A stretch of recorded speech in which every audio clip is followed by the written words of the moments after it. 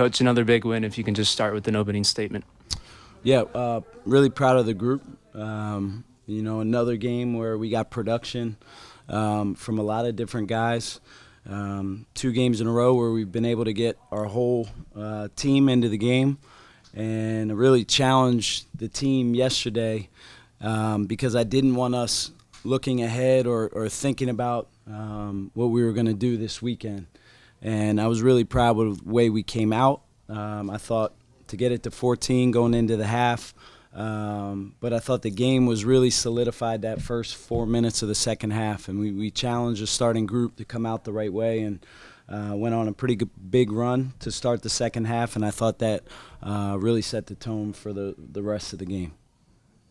Wanted to ask about a couple of plays from Ryan in the first half, the couple of charges he drew and then the diving steal. To get that sort of hustle play out of a freshman on defense is something coaches dream of, yeah? Ryan Beasley is going to go down as one of the special guys to play here.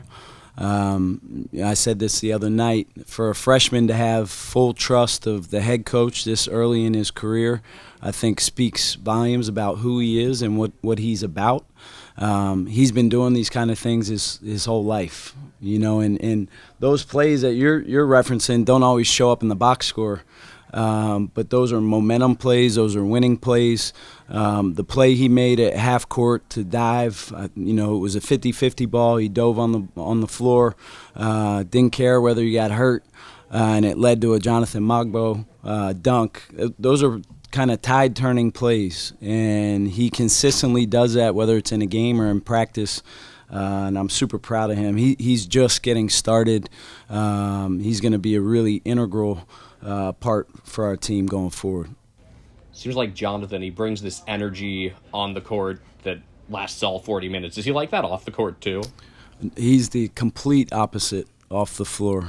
He's extremely laid back, soft-spoken. And that was really one of the challenges for him. If you look at his career at Missouri State and his career in JUCO before that, he was kind of up and down with his energy and his motor. And we've been on him to play motored up all the time. And he's done a great job of buying into that. I think he's seeing the results of what that looks like when he does that. And I think in 2 games he's missed 1 field goal attempt. And to me, he should be a double-double guy on a nightly basis with his athleticism and, as you said, his motor.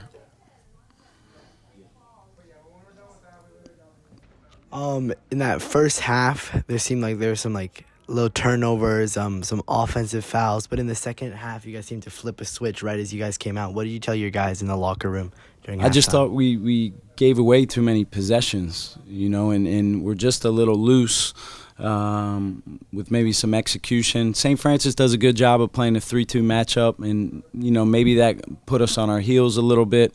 But challenge the guys at halftime to just play the right way. When we're hard to guard when the ball's moving and we play in space. And we got back to some of that. And I also thought second half our defense kicked off some easy scores for us in transition. We want to be a team that plays up and down. And when you're getting stops and when you're getting turnovers, it's a lot easier to do that. So I was proud of the way we came out of the locker room and kind of ended the game early there in the second half. Coach, you went to your bench early tonight, putting in Kunin, Steph, and Beasley 4 minutes into the game, who helped contribute to a 12-2 bench point advantage in the first half. What does this tell you about your depth, your team, and these players specifically? Yeah, it's hard figuring out the minutes, number one. And that's a good problem. I think we have a lot of guys on our roster who can affect winning. And so we're still figuring out rotations. We're still figuring out combinations of guys who work well together. But it's a good feeling, too, as a head coach where you can look down the bench and you have some options. And, both Steph Todorovic, Malik Thomas, with the way that they've contributed off the bench the first 2 games has been impressive. I think Ryan, adds in that. And Josh is a guy who's still kind of getting back into the flow of things coming off an injury. So I expect his play to continue to go up. And Vova, Barry Wong. We have multiple guys that are really good options off the bench. So I'm excited about what that can be for us going forward. I think our depth and our ability to maybe wear some people down should be a calling card for us going forward. Then also earlier today, you guys signed forward James O'Donnell. What excites you about his game and what can he bring to the Hilltop? Yeah, I can't wait to get him here. He's a guy who's been at the center of excellence in Australia, and they've produced a number of Division I players and NBA players. He's been extremely well coached, but he fits what we're about, both on and off the floor. He's extremely skilled, he's athletic, and he's tough, and also a very good student. So I think he's a guy who has a really high ceiling as a player, and we'll be excited to get him into the mix here this time next year.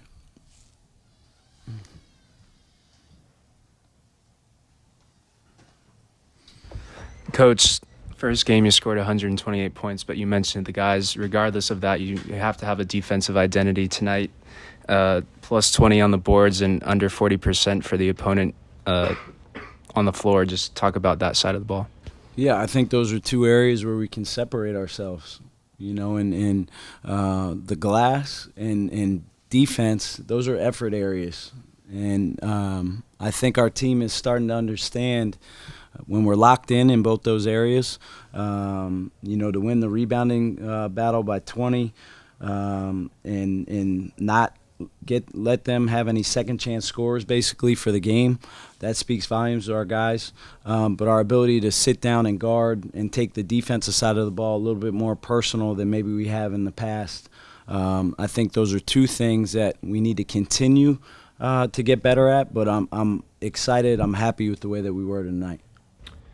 Looking back on the tournament team a couple years ago, those dominant wins came when you controlled the paint. You were 40 to 20 your advantage tonight. Just talk about that and how important that is. Yeah, you have to be able to do that. You know, in all the areas that you're kind of referencing, if you want to be a postseason team, you have to be good in those areas. And there's a reason why we talk about all that before every opponent. You know, those are areas that we can control. Has nothing to do with who we're playing.